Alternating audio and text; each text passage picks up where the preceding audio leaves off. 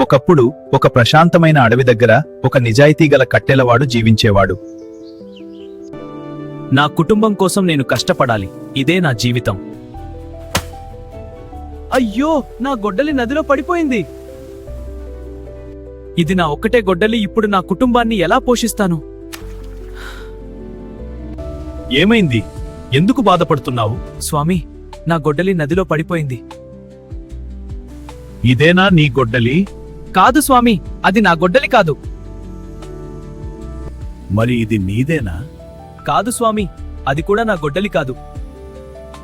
అయితే ఇది నీదేనా? అవును స్వామి, ఇదే నా గొడ్డలి. నీ నిజాయితీకి నేను సంతోషించాను. ధన్యవాదాలు స్వామి, నేను ఎప్పుడూ నిజాయితీగా ఉంటాను. ఆ రోజు నుండి ఆ కట్టెలవాడు సంతోషంగా జీవించాడు.